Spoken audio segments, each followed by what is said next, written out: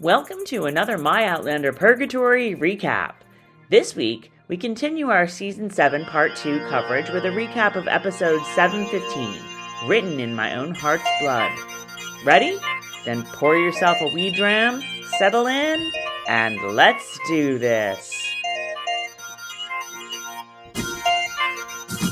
Hi everyone! Hi everyone. I'm Tracy. I'm Carol. And we are My Outlander Purgatory.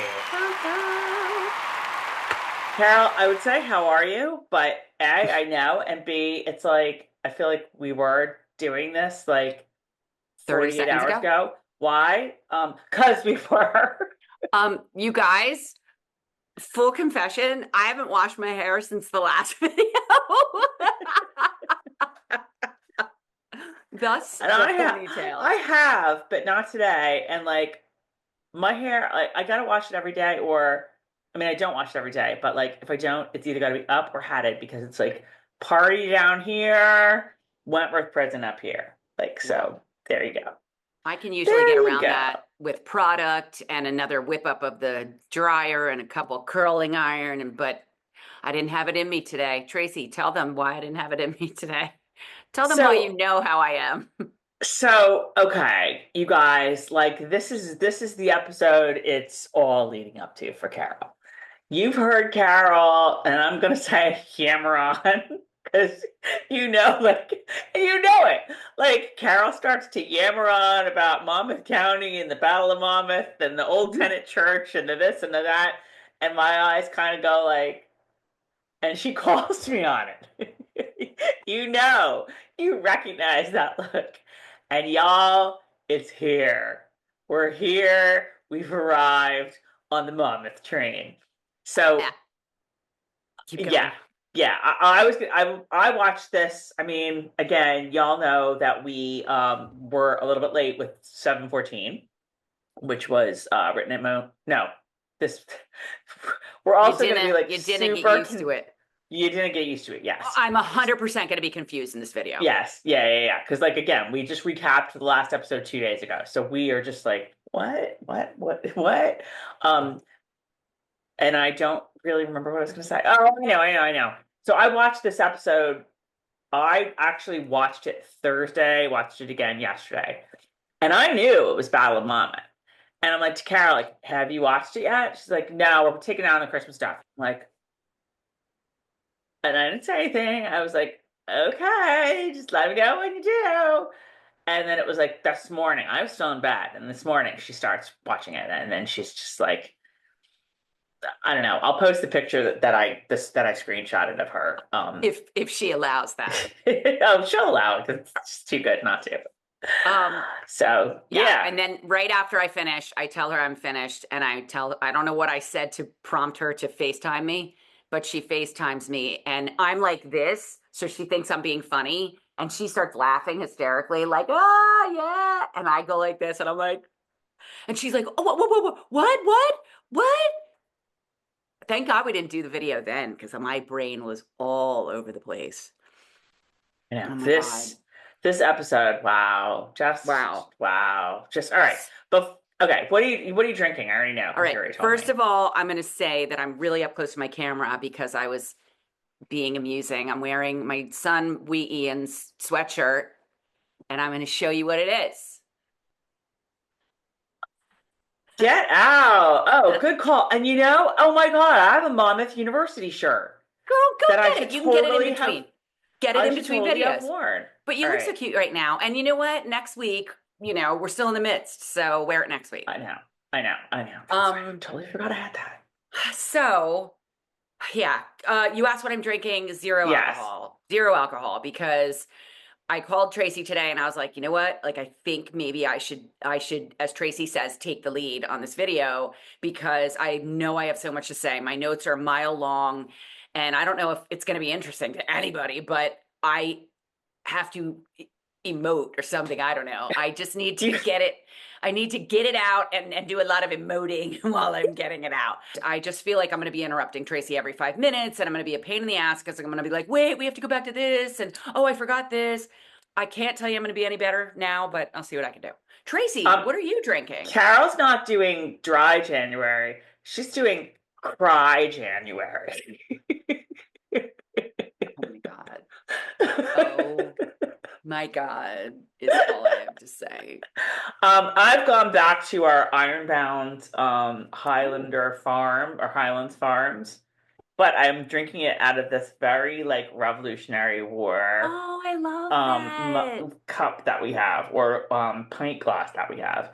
That it's a stout. It's not an American pale ale. It's a cider, but it's still pretty cool. Oh, I love It's it. delish. And I feel like we don't have anything to catch up on because, like we said, we Yeah. gave you the whole roundup of the holidays last time. Uh, what have we done since? I slept and I worked and I just got back from Costco on a Saturday because I'm an idiot.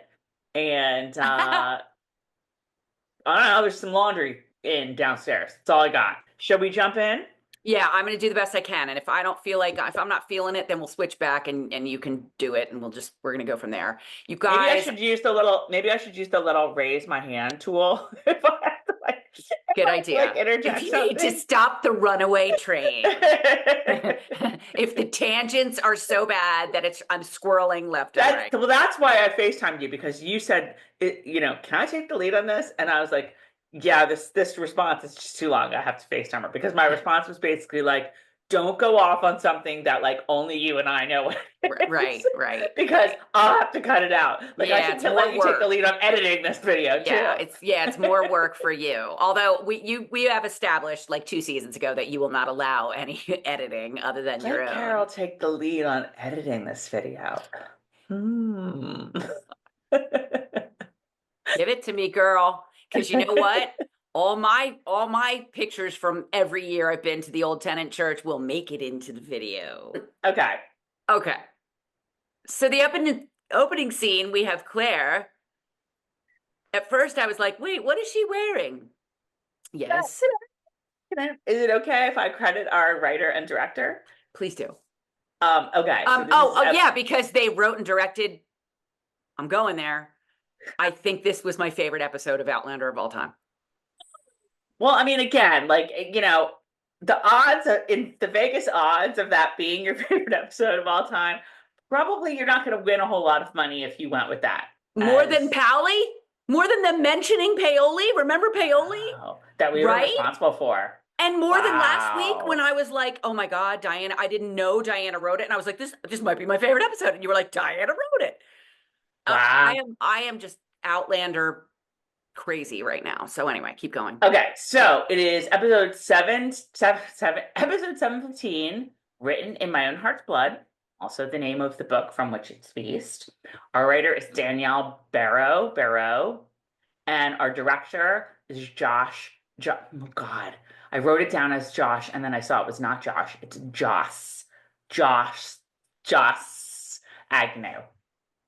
Okay. Thank you. Because you You're know welcome. me, I should write that stuff down and I don't. And the opening scene is the first thing we see is Claire during World War II when she was a nurse. And then we see a lovely montage of 7 seasons of Outlander of all kinds of battles. And Black Jack Randall made it into the cut. I was like, oh, Tobias must be buying a new suit with these residuals this week. Can I interject a question? Please. Do you think we're gonna see a Tobias a special appearance, a Frank appearance before the end of the season, or before the end of the series, before the end of the season? Let's put it that way. Okay. Or even the series, because there's only one more. Let me ask you a question: a Tobias or a Frank? Well, we got a Frank. That's if you're counting it that way. That's where we got a Frank that way. But no, I think an actual a special Frank, like we see Frank and he like has a scene. I mean, I don't think so. I'm gonna say yes on that. There you go. It's my hot take. Remember when I always wanted him to travel to, and I wanted him to show up and say like, "Oh, that time I was gone on business for 4 weeks, I was really visiting you." So next, you know what? I'm going to try and like go fast because I know this video is going to be 4 hours. Well, I just want to ask, like, what specifically did you notice in that montage was so like so much stuff. Right. It was a I lot of saw stuff. baby Fergus. Oh Love that. yeah. Yes. Murtaugh. Um, I mean, I didn't like stop it and watch it frame for frame. I just kind of watched it a couple times, but like tried to like write down what I could pick out. Angus, got a little glimpse of Angus. Yep. Oh, the Cole, like Claire giving Colin the medicine. So good. And I thought it was great. I thought it was so, so smart. And I loved the last line that she says is war is inevitable and death is too. And if that says it all, like you don't need to even watch the rest of the episode. Like that's like the theme of the episode right there. Right. It's the truth. It's the truth. And that probably set me off. I don't know. I loved seeing Jamie from season 1, like with his short hair. Remember they cut off all his hair, and I loved seeing Murtaugh. I mean, just all of it, all the old stuff. All of I was it. like, dear God, we've been doing this a long time. Like, All of it. holy cow. I know. 2014, am I correct on that? 10 years? I will say our Outlander lives literally flashed before our eyes. Mm-hmm. Yeah. So, yeah. Then, and I also said at the end of that, I just had it and there it is. At the end of that, we see the painting on the wall of. Right. That's the Easter egg. So I have never in my wildest dreams did I ever think I would see Jamie Fraser painted into a portrait of Molly Pitcher. Like, I was like, what is going on right now? Like, well, wait, was that Molly Pitcher or was that like it's supposed to be the Battle of Monmouth, right? Like a historical painting of the Battle of Monmouth, right? Yeah, but Jamie's in it. I know. Well, okay, I didn't notice that right away. Like, because I'm an idiot, and all I was focused on. I mean, I loved it. I was like, this is the best Easter egg of all time because I loved Frank and Brianna. Like, because clearly that's who it is. Okay, so that I have is next. First is this, and then they pan back, and there's Frank and Brianna looking at this picture, and I'm pissed off at Frank all over again because he knew, which is why they painted Jamie in with Molly Pitcher. Right. Right, but that was like that. So they did the starting, whatever, and then when they usually do the Easter egg, they showed this painting, and then they sort of like as you said, sort of zoom out, and you see that not only is it a painting, but that it's hanging in a museum or something, and like a man and a little girl are looking at it, and it's Frank and Brianna. Right. So I just thought it was like, oh, this like, what Revolutionary War type painting that they were looking at. I had to go back. I read it somewhere. I read it online somewhere. Like that, like, and Jamie's in the painting. I was like, what? Yeah. How did I miss that? Okay. Totally missed it. Totally missed it. But then Claire is also in the painting. That's why I told you when you Is that why you said the left side of this? Go on the left side. Oh, I didn't. You said that, and I looked, and I was like, I don't know what she's talking about, but I got to watch this. I was like, we'll talk about it later, and here we are talking about it. So, oh my God, that's so great. And it so is flipping great. It's based on a real painting. This is something, again, the merits of doing this this recap after all the chatter online is on. It's based on a real painting depicting the Battle of Monmouth, but I don't know what the painting is, whatever. But and Jamie, like where Jamie is, it's more like whoever the third soldier from the left that's like shoving shit in the cannon, that like he sort of takes that guy's place. But it was so good. It like certainly top 3 Easter eggs of all time. Oh my God. So good. So good. And it's just like, and it didn't like have any mysterious, meaning or anything like that. Like, it just was so, like, whoever came up with that, huge bonus. Ron Moore, get that person a bonus. Yeah. 100%. They totally deserve it. 100%. 100%. Again, the Frank thing really irked me in that whole thing because you know why he's there. You know, he's at the museum. He's seeing for himself. with Jamie Fraser's friggin' daughter, that yes, Jamie Fraser was there, made it through Culloden, Well, but Claire's in the picture too. right. He's gonna see Claire, and So did boy, Frank? that's like wow. Okay, Frank doesn't know what Jamie looks like. It could be any of these dudes, but he knows what Claire looks like. And boy, that's like I never even thought of that till just now. But that's a whole layer of canon, no pun intended, like put on the story. Like we always like Frank knew that she goes back Right. and like prepared Brianna for that. But this is another way. This is another reason why he was like, yeah, I need to like prepare Brianna. Right. And in fact, maybe that's what they're doing. Why didn't he tell Claire? That she's going back. Yeah, like this was always my complaint about Frank from not day one, from back then, was he knew Jamie Fraser lived and he never told Claire. Right. He Right. wrote that stupid letter that Roger memorized, a 45-page letter. You remember that? It's a good thing Claire never saw that painting. Or okay, now I'm really going down the rabbit hole. You guys. Oh no, she did not see that painting. Oh my God. Where are you? What if if it's hanging in some museum where Frank and Brianna are like looking at it, right? How did Claire get away with some friend of hers being like, Claire, you know what? We took, little Penelope to the museum for her birthday. And we saw this painting. And like somebody who looks just like you is in it. You don't need to see it. And the strangest thing is it was the Battle of Monmouth. My God.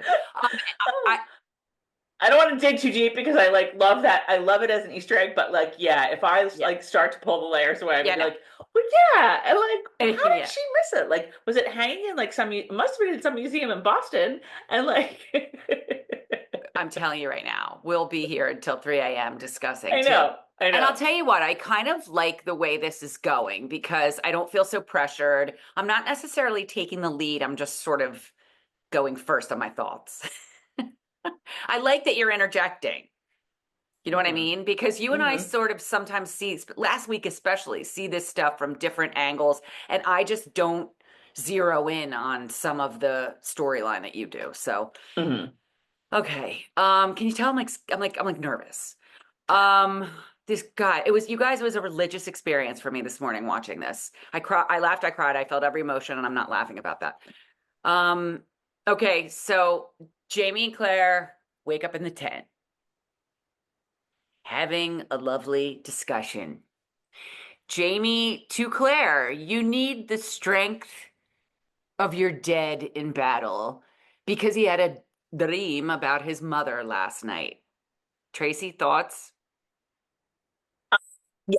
Jamie tells the story about his mother. It's a really long monologue. You don't tend to get really long stretches of people. And I feel like there were a bunch of those in this episode. He's telling the story of his mother's funeral. It was the first dead body he'd ever seen.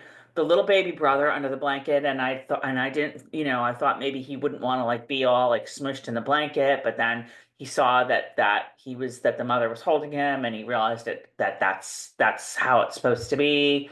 Jamie had never seen a dead.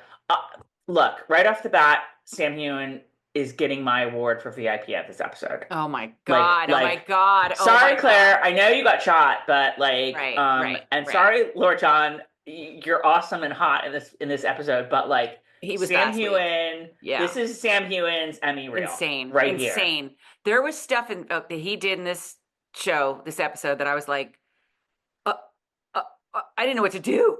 I literally didn't know what to do with what was coming out of Sam Heughan in this episode. I know. That's exactly it. This is Sam Heughan's Emmy reel. He's not going to get an Emmy nomination, which sucks more than life itself because he's so. I'm going to use that word, you guys. So cover your ears. He's so fucking good in this episode. 100%.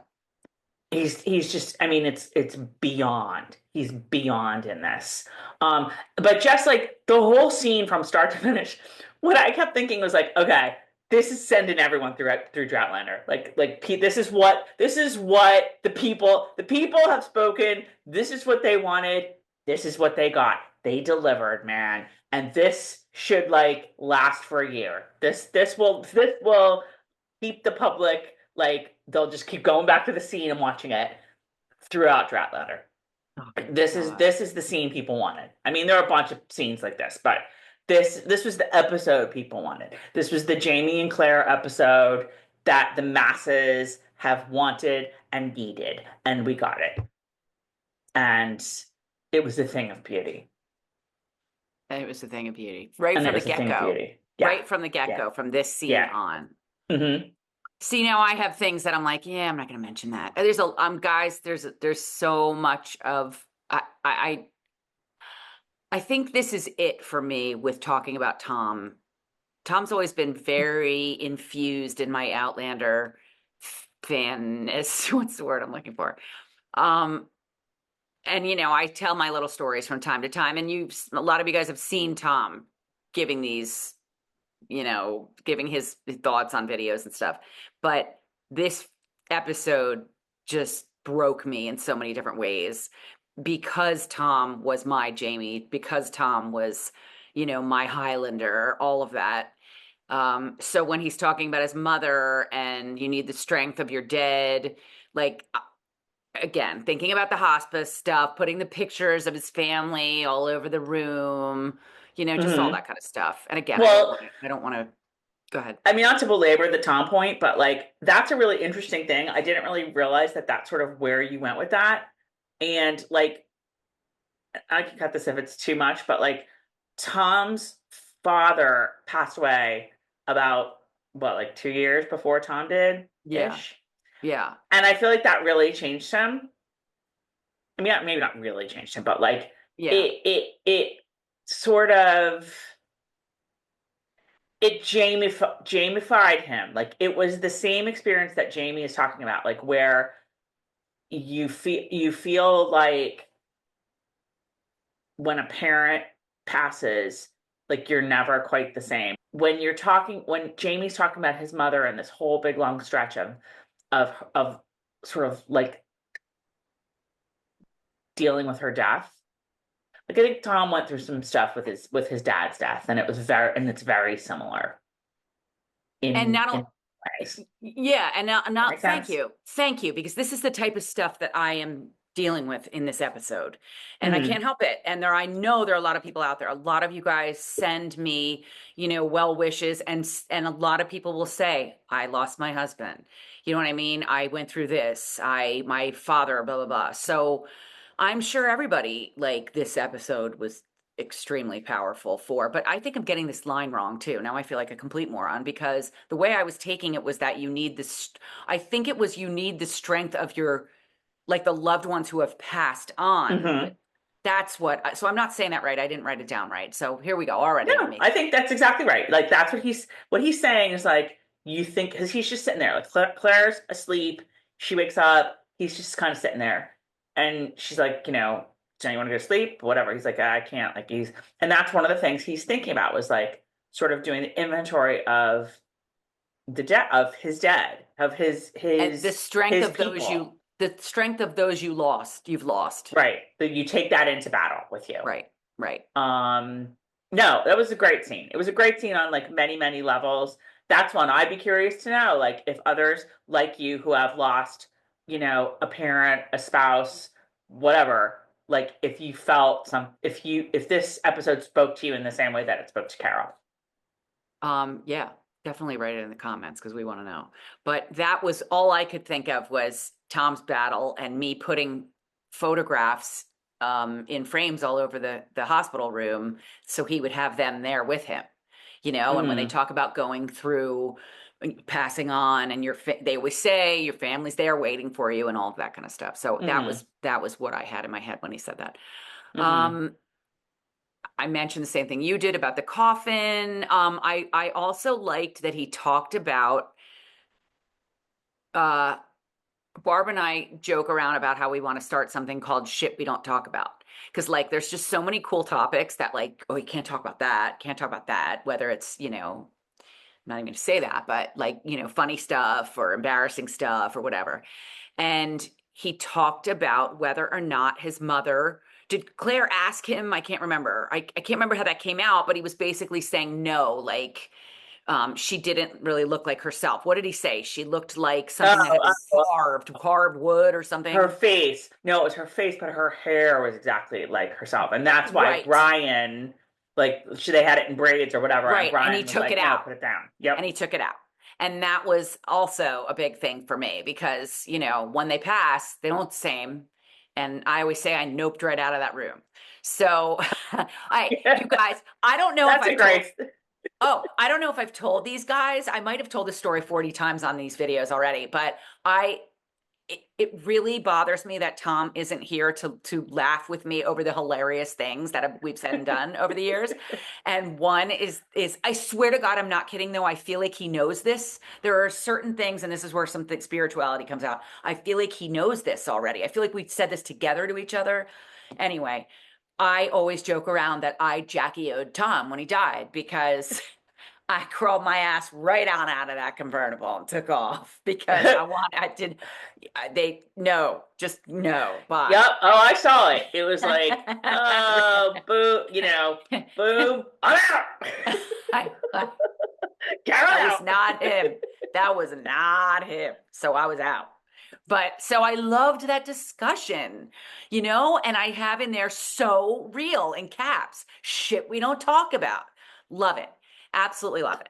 Oh, I go ahead. also, I don't know. I kind of for a split second wondered about, if there's going to be little mentions. I mean, there's only one more episode in this season left, but I thought that was a bit, I don't know, like prequel-esque.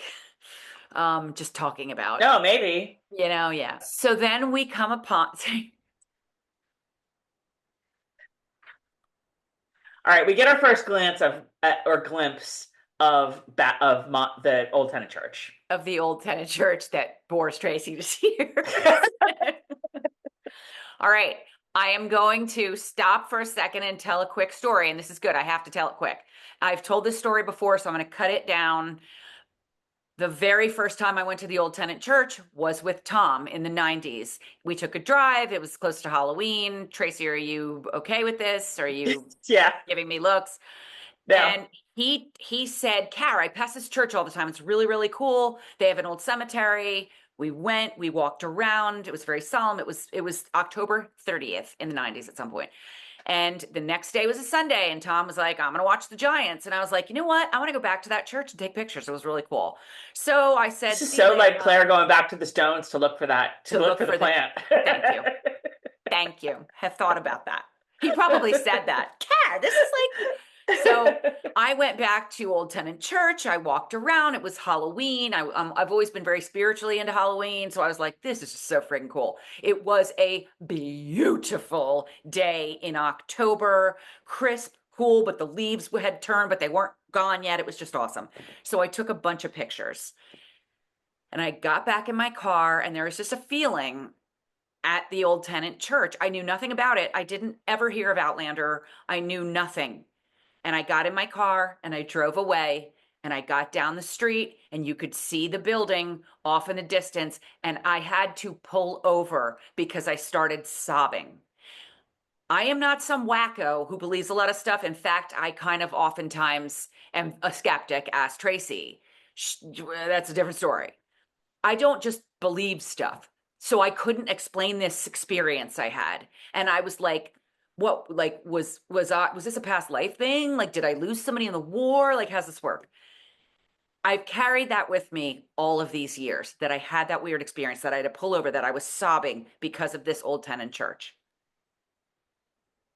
Now we're going to move on, and I will maybe mention that at some point. So here we are at the old tenant church. I want to know who is in charge of locations. Is this a studio? Is this a set? Or is this an actual building that exists in Scotland? Because they did not film this in Monmouth County. Do you know Tracy? my guess, and I mean, like, I'm sure we'll hear from like the Matt Roberts podcast or whatever. If I had to guess, they created this to scale I mean, somewhere. the only difference, even that little, and I don't know my architecture, that little portion that comes out of the house, it might have. I wonder if. Oh, love this so much. I'm wondering if it looked like that in 1770. Where are we? 8. Um, I wonder if it looked like that with just the columns. Today it's built out, that little piece. So all I know is, other than the fact that, there's a bit of a hill in the back, it's not quite so high. It's more flat, but it's not totally flat. It raises a little bit. I saw this and I was like, you got to be kidding me. And I think I texted you and I said, okay, this is either Old Tenant, or I forget what the other name of the house was. Clearly Old Tenant. So, because I'm, what? I'm sure that they sent, the probably like whoever is, the set constructor, set decorator, whatever, Right. went to the Old Tenant Church. I mean, it's right there. Like you Right. can take a look Right. at it. Oh, And don't they you remember probably that? built it to scale. Yes. That's what I I'm remember thinking. years and years ago when I found out Diana Gabaldon was at the Monmouth battlefield, and I was livid because I was like, this was like long before she was writing. This was long before the show. And I was like, what do you mean Diana Gabaldon was at the battle of what? So anyway, just amazing. And let's get down to it. So they are here, which was actually used as a hospital during the Revolutionary War. It's more Jamie and Claire. It's more Jamie and Claire, and Jamie being um unsure, and talking about William.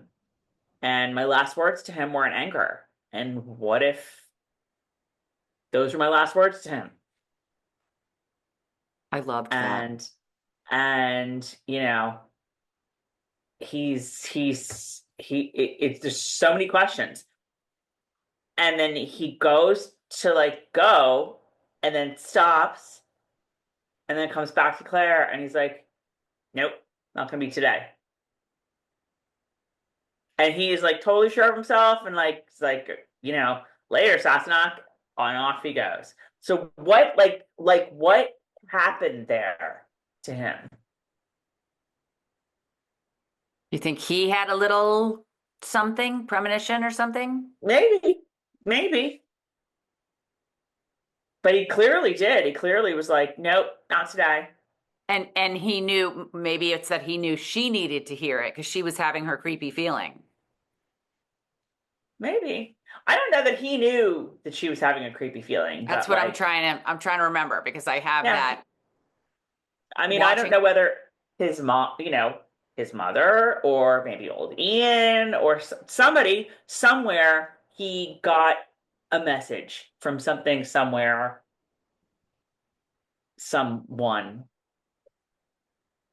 Which is why I was somewhat freaked out, because all I kept thinking about was my experience at the old friggin' Tenant Church.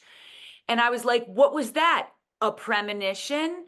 I mean, there are certain things I'm going to tell you right now. You guys, I'm sorry. It's just like, it's like death is interesting in a creepy way. Like, there have been things over the past almost 6 years, holy crap, that I've been like, oh my God, now that makes sense, from years ago. That I'm like, oh, when the kids did it. Blah, blah, blah. So when I think about this with Jamie walking away and Claire with her creepy feeling, I have watching Claire standing there with her creepy feeling at the church, and he's marching off.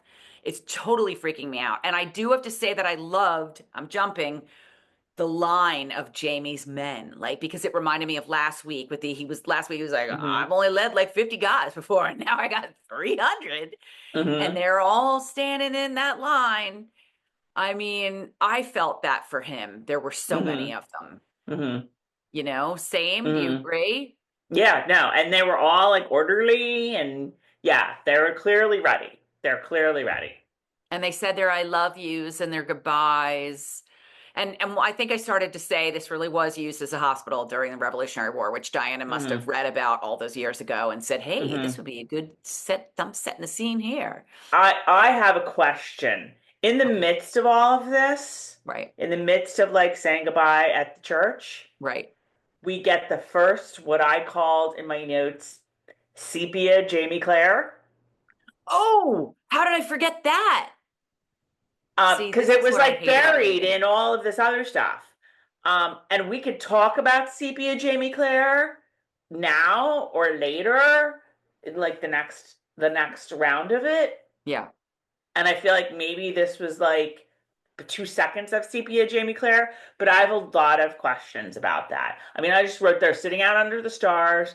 It looks like they're, camping maybe. And that's where Claire is starting to be like, something feels different, something feels different.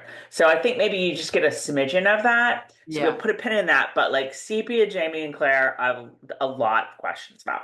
Okay, go.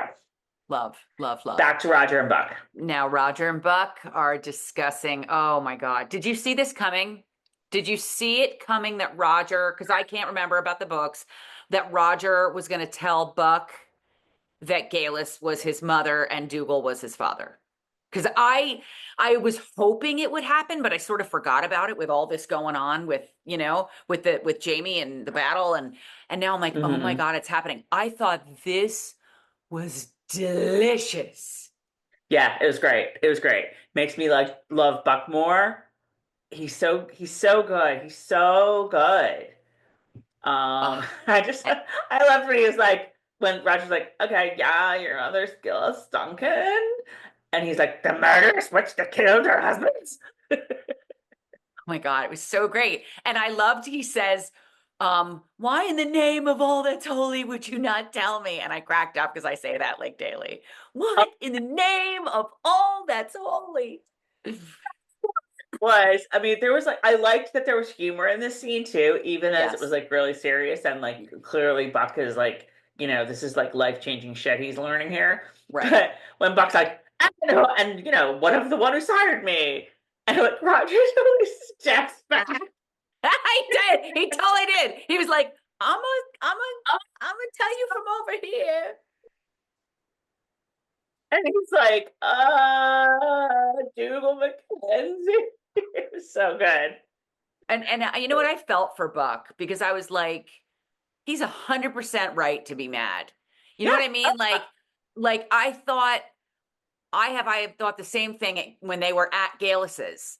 Um, he's got an amazing point that Roger got to say his goodbye to his father and Buck did not. And I thought, you know what? You're right. You're Right. 100% right. And then Tracy, here comes more of the weirdness. So I have you don't play with someone's now what's the word? Patronage? Like someone's family I mean, what I wrote down is he says you should not know more about a man than he knows himself. love, That's what love, that's and he's right, love. and he's right. But Parent I maybe will say go ahead. I feel like Buck sort of it's different. It is different. The Roger got to say goodbye to his father versus Buck, got to say anything because Buck never knew his father. He never knew who they were. Like, what is he gonna say? Like, oh yeah, a couple years, like 10 years from now, you're gonna have me, Gillis Duncan. You're gonna like give birth to me. Right, Like, and I feel like maybe that sort of like it took a little bit of time. He had every right to be pissy about it, like at the beginning. right, But I think it took a little time, and when he thought it through a little more, and he was like, "Yeah, you know what? Like, if we hadn't, what he realizes is if we hadn't come here looking for Jen, the two of them, Gillis and Dougal, never would have met, and I would never exist." right, But like, right. saying goodbye to his father, like Roger knew his father. I mean, like knew him. So it was important for him to say goodbye. Right. I feel like Buck was just like mad and rightly so. But like once he calmed down a little bit, he sort of saw like he was a little more He like, he okay, I get did. it. He Yeah. did, but he still got to speak his truth and he still gets to be angry and I appreciate it and I maybe parentage I don't know what the word is that I'm looking for but it's not up to Roger like, I don't know. I felt like he kept it from him, and so did Buck. And Buck's like, you don't get to do that. Like, Right, right. Buck you was know, mad that Roger wasn't like, here's this information I have. It's not fair for me to hold it from you. Do with it what you will. But he can't do with it what he will because Roger's right. If Buck were like, oh, I'm going back there and I'm gonna like go find Gillis and tell her everything, he doesn't get born. So right, Roger had a reason, even though Roger didn't like say that was the reason, but right, Roger had a reason and a good one for not telling him. right. Well, my And next, I and I think it's pride. I think it's pride a lot. Like it's how do the you not ne- tell me? How do you not tell me? How do you? Oh, okay, I sort of get it. I was like, Buck just feels hoodwinked, and I get that. He's entitled to those feelings. so in the next 30 seconds that Buck huffed off from Roger, he comes up with the fact that Dougal and Galis met because Dougal was coming around looking for Roger, and they never would have met if that didn't happen. Yet after 15 years and countless conversations and thought processes, and you and I having videos, I still can't figure all of this stuff out. It is totally, totally confusing. And yet Buck just walked away and was like, oh, and I was like, oh, it was awesome. All right. So I have next is that Claire is inside the old tenant church with the doctor, what's his name again? Captain Chauvinist. Um, because I just have like the doctor. I can't, this guy's a pain in the ass. Captain Chauvinist. Captain Captain, Chauvinist. He won't work with Claire because she's a woman.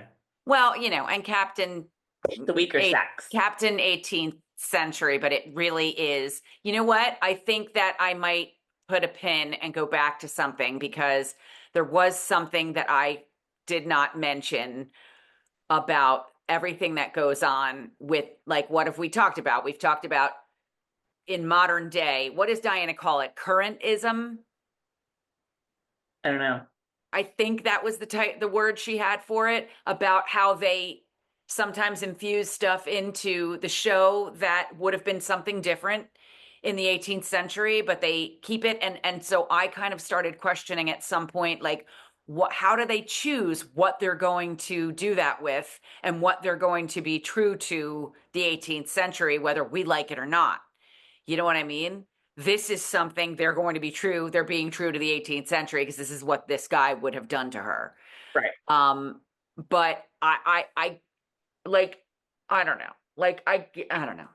This is all from the book, though. I mean, this goes down in the book, and Denzel is all like, hey, Captain Chauvinist, like, shut up. She's really good, and she's better than you, and right. And he's like, no, whatever. And you can tell Claire's heard this shit like day in, day out. She's like, yeah, fine.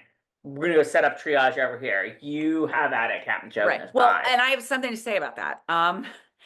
I first of all, I find it very interesting the stuff that bothers me versus the stuff that doesn't, because I usually like them to stay very, very true to the way it would have happened. Even if it's not, even if people are offended today, tough shit that we're telling a story about the 18th century. And yet, I am now getting a little tired of everybody keeping everyone safe. Like when when they were having their conversation in the beginning, it was like, oh, I'll keep you safe. And I'm just like, oh my God, how many men do we need? Is this because of my life now? How many men do we need to keep the women safe? I am sick of this saying in not just Outlander, but it's in a lot of the stuff I watch. And I'm just like, I think it's overused. I guess I don't get what you're getting at. Like I jumped. I went backwards because I forgot to say that back when Jamie and Claire were talking before the battle. And he said something about keeping her safe. And I just kind of eye rolled like, oh, here we go again with keeping her safe. And I was like, really? Because I feel like Claire can keep herself safe. Yeah, I don't remember that, but I don't remember it, so I can't really weigh in. I thought you were talking about this scene here, and like that it didn't go down in the way it would in the 18th century, and I think it went down exactly as it would in the 18th century, where she is used to men being like, yeah, you can't be a a surgeon or a doctor or a physician. She's like, yeah, I am one. And now she's even got a colleague standing up for her. And the captain chauvinist is still like, yeah, no, sorry, not on my watch. But she's just heard it so many times. Like I said, she's just like, fine, whatever. I'll deal with people outside. All good. And as my husband knows, when you say all good, it's never good. I was about to say the exact same thing. I loved this because they were staying true to 18th century. This is Right, exactly how it would have gone down. We've said it a million times. Claire runs around telling all of these men in different who have different titles or positions that, well, you have to do it this way, I have to do it this way. And it never would have flown. So I was calling him Dr. Dick, but I didn't really hate him that much. I like yours better. I mean, I didn't, I just was, I think everybody just laughs at him because we're looking at it through our modern day lens of, oh my God, check your ego at the door, buddy. There's lives being lost here. So calm the frick down and let her help. But I understood it's the 18th century and a woman isn't going to know anywhere near as much as he does. And I loved listening to Denzel, like, try and back her up. I love Denzel so much. Um, and I also loved when Denzel mentioned that he went to medical school in Edinburgh. I mean, I might have known that at some point, I but know. Well, yeah, we learned that later when Rachel's like, oh yeah, trained with like the midwife, the queen, but whatever. Okay, the. one thing that I wanted to mention that I did not say to you on the phone today, I believe I said to you, we're going to talk about this. I'm not mentioning this right now. Is that before we leave? I mean, we're coming and going from the Old Tenant Hospital now, but one thing that is very, very cool is that if you go there today, there actually still is like a blood stain from a bullet you can see in the pew. And I mean, it's not open all the time and people can't just like come and go in there, but go back and Google Weird New Jersey. These two guys, and I should know their name, and I'm sorry I don't. Did a whole expose on the Old Tenant Church once, and they just go around New Jersey and they do. It used to be like a magazine, and now sometimes they'll do videos of different areas. And they went to the Old Tenant Church and they did a whole thing, little documentaries, and they mentioned about how the blood stain is still on the pew. It was really, really cool. So check that out. And Tracy, next I have Claire flashback and tent. Do you want to talk about that? I do. All right, let's get into this a little bit now. This is the sepia Jamie Claire. And I guess my big question is like, what is this exactly? Did this really happen? Is this Claire thinking? Is she dreaming this? Are we sort of seeing where her mind goes like after she shot? Um, Not like I didn't get it, but like clearly something's like clearly the sepia tones are there for a reason, right? Is she remembering? Is she what do you think this is that we're watching here? Flashbacks to conversations she had with Jamie. So you think that they did like they were, sleeping in the heather, as they say, and had this big long conversation, and it's just like snippets from that conversation. Did this conversation not take place? Is this conversation all in her mind? Like I don't know why I need to know that, but I do, like, because I want to know why, you know, maybe it's just the sepia because she's remembering it because it happened previously, and they need to make that clear to the audience, like this isn't happening now. Like Jamie Claire didn't just like be like, okay, let's go, like, ditch this war and go, like, camping. Jamie says to this 300 men, I'm gonna leave you here, but I'll be back. I gotta go be in sepia with Claire. I also have my one criticism of this episode. One. Everything else is perfection. I have one criticism, and it's me, so like don't come at me, people. All of the sepia Jamie Claire were like mostly tight shots of them. Right. And yeah, saw it was, wait, I should take here. Wait, I'm gonna do it. I'm gonna do it here. I'm gonna do it here. you saw that. Sorry for looking at my ear I noticed with the that. Oh, thingy, but it was like this is what you saw. Boop boop boop. the holes in the ears. And I was like, could they not put some makeup on her and cover those holes? Okay, I'm gonna go further. I'm gonna go Because she's further. got like the two, like you get your ears pierced when you're in like, Yes. sixth grade, right? Yes. And then like Yes. the second one sort of was like a little like, I don't know if it was like the 80s or the 90s or whatever. I don't know when I got my second hole, but you always get your second hole like later, but Do you it's a have very two? like Do you have both I don't sides? have two. No, I I only have have one my second left hole. ear. Yeah, And yeah, yeah, and yeah. now it's totally different. Like you don't just get one. So like I keep wanting to go get this one done. And I'm like, do I go to Claire's at the mall or do I go to like the tattoo place and have them pierce it for me?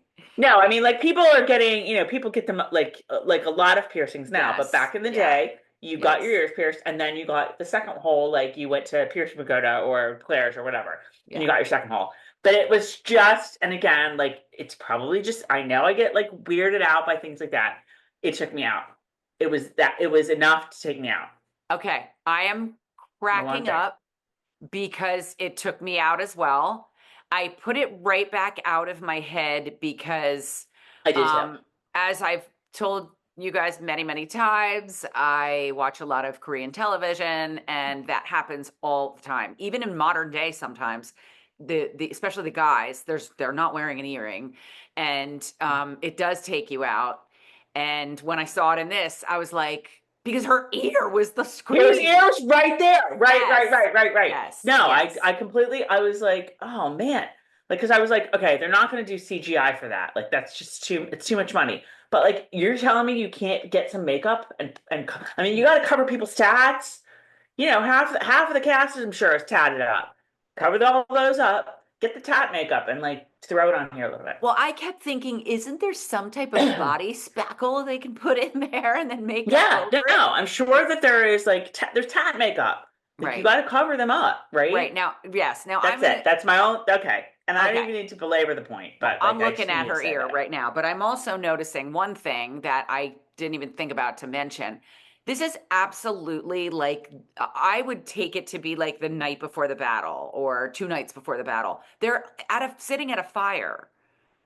You could see like the flames, like flashing I on their know, but they're faces. like it's not a camp. It's like deserted. It's like they're yeah. I don't. I like tell us in the comments, you guys. Like, did this conversation take place in Claire's mind? Or did it really take place at a previous time and she's just remembering it? Or she's working all this stuff out in her head? Because it's a lot about it's a death this, you know, what's different? Death, fear of what comes after. Like it's all conversations about death and dying and whatnot. And very, very tightly, I don't know. I don't know. Tell us what you think. And I'm I gonna I kind of I don't know that this took place. I think that this is taking place in her mind Okay. throughout. I don't feel adamant that I'm going to beg to differ, but I'm probably going to keep going with this was a conversation they had a few nights ago in front of the fire, waiting, Maybe. when they were And maybe it's in heading. the book and I'm just not remembering it. Maybe it's like they just spliced Same. in little bits of things Yeah. from like, Yes. Fiery Crossed or whatever. I Right. don't know. Same. But And this really got me because he, once again, as the men always do, was talking about, like you said, life and death and, um, God and all of that. And that is extremely true when, I don't mean to say men only, but in my experience, when they know they're going, that's what Tom was thinking about, was meeting your maker. You know what I mean? mhm, So mhm, I found it very, very, again, here we go. It was so amazing to watch because it was very true to life. And let's be honest, a lot of people have like similar circumstances and experiences. So, they're writing, people have experienced. I'm not the only one. mhm. Um, the fact in the This next is scene, wait, what? let me just stop. Never mind. Okay, we're good. Sorry. The fact that, so now we've got Rachel and Claire and they are in the tent and First of all, the fact that Claire is outside, like playing medical admin, is insanity. Just absolute, and yet 18th century. And I thought she was very awesome when she did tell Dr. Dick, like, fine, I'll go outside, I'll do this, I'll do that. Hmm. Because she's like, you know what? I am not going to waste time fighting this idiot. That's exactly it. I Yeah, am going to come out here and I'm going to get shit done. And right. I mean, and again, this might be from the book or not. She's going to end up inside. Something's going to happen. He's going to have to step aside, whatever. But She's gonna have to school him. she's going to have to school him at some point. Hmm. Yeah, that's going to happen. But it's just creepy to watch Claire outside, like setting up the gauze. And then Rachel and Claire are talking about death, and Rachel friggin' kills me when she says V would be stabbed through the heart, but still alive, when they're talking about, like, if anything happened to Jamie. And I have that about sums it up for me. And this is why this episode was so damn hard, because it's not just this episode, it's Outlander in general. There's a lot of Jamie and Claire and others, but Jamie and Claire do it the most, talking about, I could never live without you. F you, because I'm doing it. You know what I mean? For God's sake, do you know what it's like to be widowed and have to watch TV where people are constantly saying, I could never live without you. And I'm just sitting here like, Claire did just fine for 2 months without Jamie. Just fine. and I 20 mean, granted, she was married to Lord John. She was married to Lord John about 2 seconds later, but so this is, you could see where the depression's creeping up on me as I'm watching this unbelievable episode, because I'm just hearing it left and right. I can't live without you. I go, well, you'll never be a V. Can't live without him. Just all of it. But it was very true. I wrote down, like, I really liked Rachel in this episode, and Same. I really liked how she was realizing that maybe she's expecting or asking a lot of Ian to not be who he is, because when she says, like, that, what they're both doing here is like, what if what I have said to them makes it harder for them to do what they need to do. They're both feeling fearful and guilty about their men, is what I wrote down. But Rachel especially was like,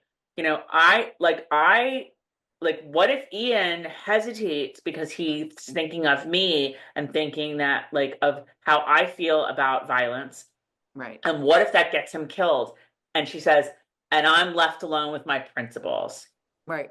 And I thought that was really, really powerful, like, really powerful. And she just, the way she said it too, you could see where she's really like, it could very well be because of me that something happens to Ian. I thought that was a great line. I thought it was like, not an apology, but admitting a little bit about herself. Mm-hmm. And I also stopped and wrote in caps, principles. That's what I've been trying to say every time I say that she and William have something in common. It's not rules, it's principles. They both live and die by their principles. So when she said it, I felt validated. I was so happy that she said that, because that is exactly what I'm talking about. Ian and Lord John with the Hessians.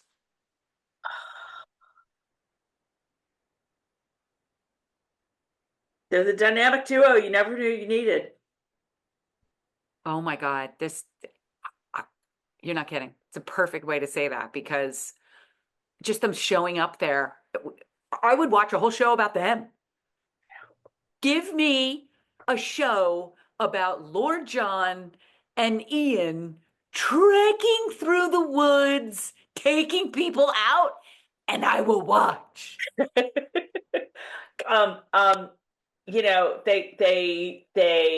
back and forth with Captain Von Schnickerdoodle was great. And I loved when Lord John's like, well, we need to see the prisoner before we hand over the cash, and they bring him out, and they've got him like this little biting thing. They have William on that. But like when William sees, like Lord John, first of all, Lord John sees William's okay, and you can just see in his eyes, like, oh, thank God, thank God, thank I God. was nervous about that. William sees Lord John, Mm-hmm. and like you see in his eyes a little bit, he sees what's going on here, and then the slightest nod, the The slightest nod, slightest nod, because like, yeah, I I was got you, worried. I got you, Yeah, and we're good. they had a moment, like they Hmm. ESP, and they were like on the same exact page, because I was really worried about what could happen with that. But all I know is when Captain Von Schnickerdoodle is like, I have to find the key. Wait, it's over here. And then they like goes, he's like, forget them. You're like fake, and like none of you need to like you're all interchangeable, so we can get rid of this one. And Lord John pulls out his gun and goes him to say happy trails, Hans. Oh my God. It was so good. The precision was insane. The Yeah, yeah. speed, the precision, and all of a sudden you realize, oh yeah, Lord John is really experienced. Like, because you've been watching him wander around in this outfit for the past few episodes, and you're forgetting like this man's background. He's So Lord John. he's Lord John. So it was really awesome to see. Two things I noticed that are just, not a big deal, but Ian was very nervous when they first got there. He was coming off as nervous, which, especially given what happens that we'll talk about in a minute with Ian, I was kind of like, look at Ian. He's like, he just didn't, he wanted it to go well. And this is something silly that's neither here nor there, but I feel like William's hair keeps getting more red every time we see him. Like, William started out with brown hair, and then an episode or two ago, I was like, huh. And I'm in my head, like, romanticizing it. Like, he has the slightest red of a highlight, and the brown is more prevalent, like his family with Lord John, but the little bit of red remains, like Jamie. And then in this episode, they showed him. I'm like, well, man's got red hair. um, So, I also feel like so here's the thing. Remind me again. See, I feel like this all William does get taken capture by Captain Von Schnickerdoodle and his Hessian buds. But Lord John and Ian don't save him. Maybe Lord John. I don't remember how he gets saved, but like I feel like this all happens at a different time. Like right now it's like leading you to believe that all this is happening at the same time because I feel like William is on the battlefield at Monmouth. Am I making that up? no, because I'm sure But William's not supposed to be because like people cleared this up for us in the comments of the last video. William at Saratoga had to give up his like he can't fight. He can like be a courier, he can do whatever, but he can't fight. Like when they lost the battle at Saratoga, they all got their like fightingness stripped away, and he can't fight in a battle. He can't fight battles anymore. Like a lot of them got shipped back to the UK, but William wanted to stay, so he can't participate in battles anymore. But I feel like in the book he is there at the Battle of Monmouth, um, um, and I'm like I don't remember. I would swear I remember saying, "Oh my God, is Jamie going to have to fight his own son on the other side?" Right, like I can't, but maybe we're thinking of like that Well, that they happened in the previous book. I don't know. right, but when did this happen with them saving William? I don't know. I don't know. I don't know. Maybe it was after this. I don't know. I Because do. you know, It did how, happen. let's be honest, they're taking things from different parts of the book. I mean, Right. the battle was only halfway through the book, and yet they're pulling this and they're pulling that. Right. So Right. probably they had to work it out that way. They had to get it all in. So they were like, you know what? We're Right. going to forget about Right. him. I would Right. think is probably the way that it went. I happened Right. to notice when Lord John was holding William's face Hmm. and telling him like, you are my family, and Ian is standing there and like he's watching this and showing respect, like, yep, like he is, but cousin, he calls him cousin. And even William, who's still pissed off, is like, these two saved me. And like, I just said Diana Gabaldon understands the human condition more than anyone on this planet. And Like, this wasn't really even in the book. Like, I don't know how he got rescued. So And this maybe is the nobody thing. rescued. Maybe he just got out of himself. I So if forget. that wasn't in the book, then yeah. Who wrote this? Danielle Barrow. Then Danielle, girl, And you I mean, like the are. way the writers' room works, they all kind of like have a say in it. So like, It's it's just brilliant. Whoever did it, insanely. It yeah. was insanely like. I don't want to say something stupid like heartwarming, but that is. I Um, found it was very powerful. he didn't comment on Ian lets the third guy go. He lets the third guy go. And that is Uh-huh. all Rachel. That's all Rachel.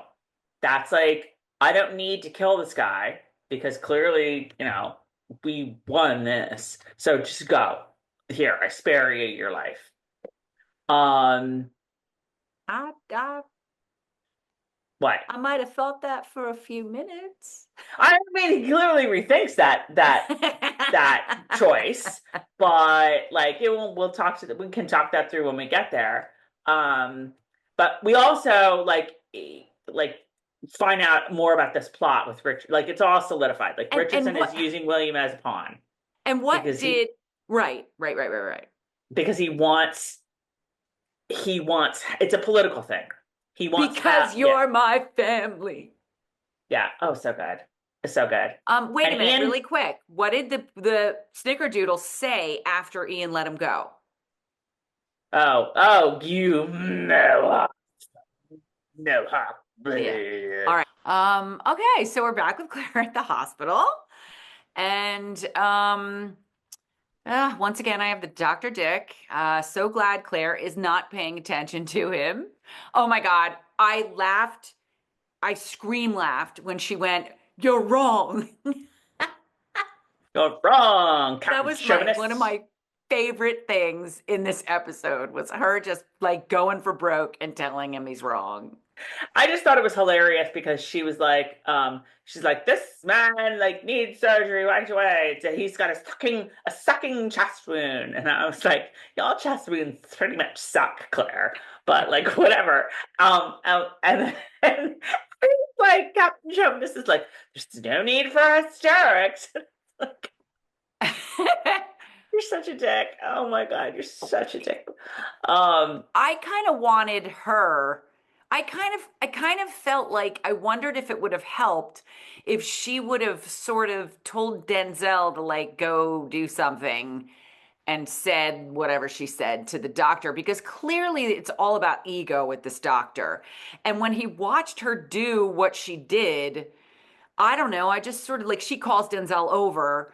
And I just sort of felt like, maybe if Denzel wasn't there and nobody was listening, maybe he would have been a little softer. You know what I mean? Maybe he would have started to soften up a little bit. But the minute Denzel's around, this guy's got to keep up the bravado. You know what I mean? No, personally, I don't think it would have mattered. I don't think that this guy was like this was a show for Denzel. I think this guy was just a douche and like, didn't want a woman in his surgery. Okay, so next we see the Hessian alone in the woods. Do you? We've already discussed this, I guess, the fact that we don't really remember.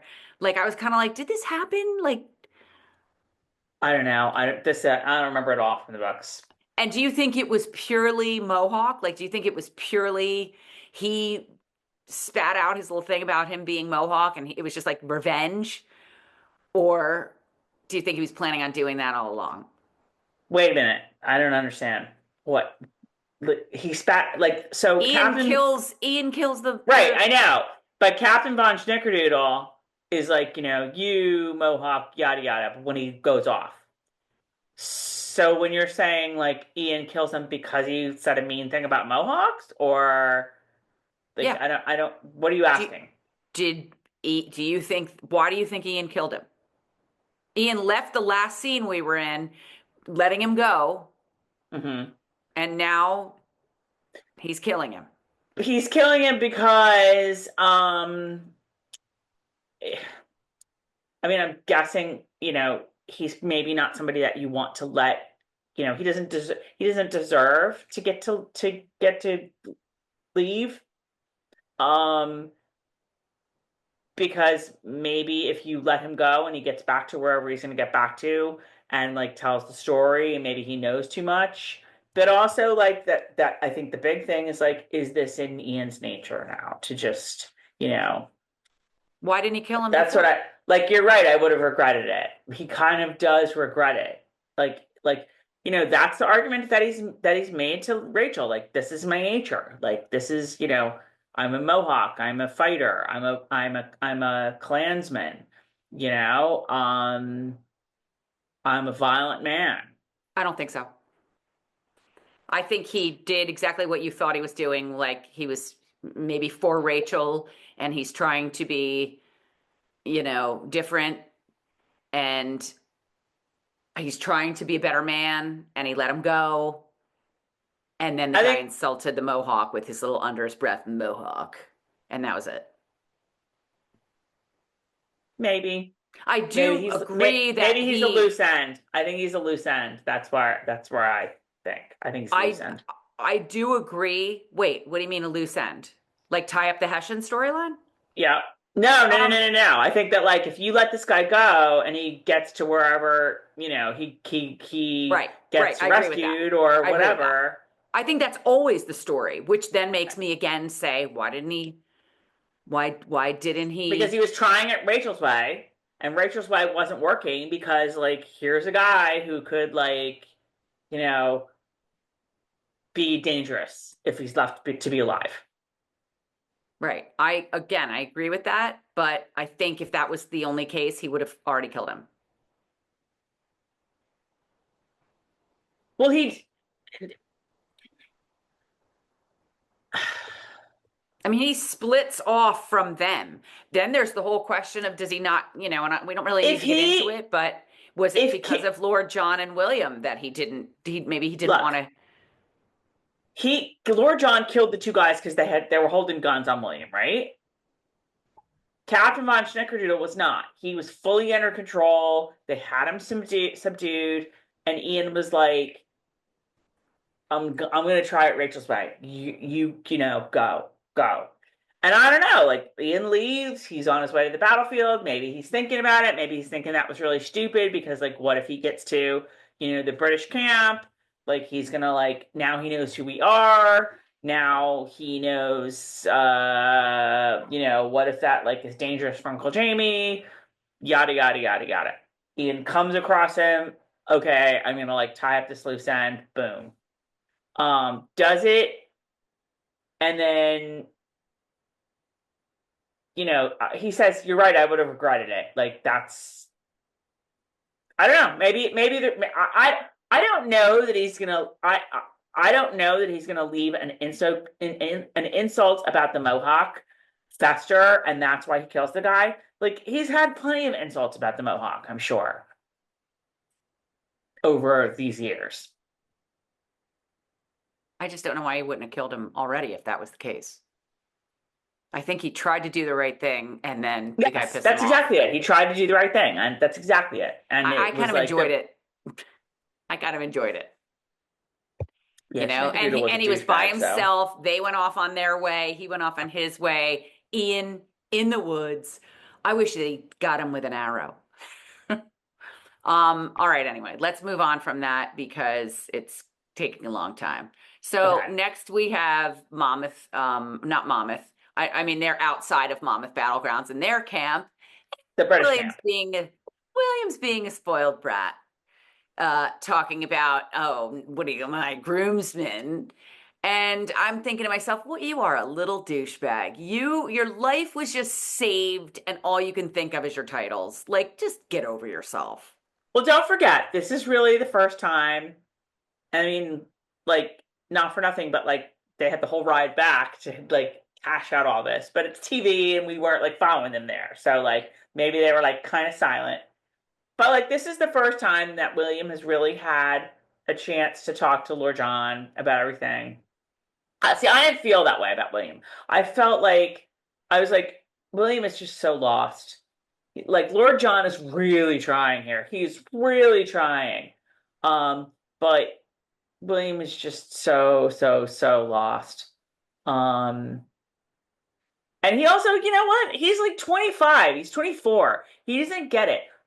Like one of the smartest things Lord John says in this whole conversation, because I wrote it down. Never is not a word to be trifled with. Things are not always so straightforward. But you're 24. You have no idea about that.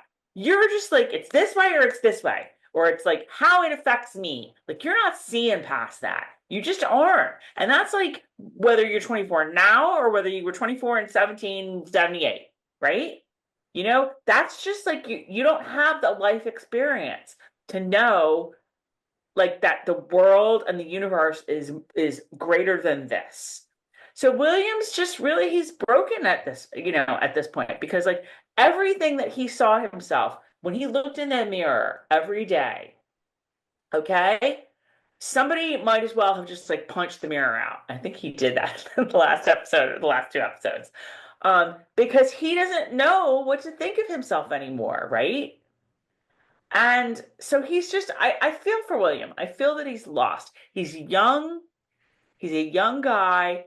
His entire world has been shattered in terms of like everything that he thought he knew is not, is no more, is no more. And yeah, to a certain extent, he's kind of bratty. Like he's kind of like, you know, William Ransom. Like, what is that? I'm like the son of a groomsman. Ew, ew, ew, ew, ew, ew. But you know, I don't hate him, and I don't like. I'm not pissy at him. I feel bad for him, and I mean, again, like the whole idea of like my sire was a Scottish groom.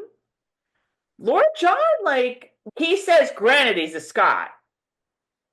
Like he buys into like that whole, you know, like yes, I know your sire is like a Scot. Like that's a real insult. Yeah, I know he's a Scot. Like, but like he's good. He's a good man. He's the best man I ever knew. But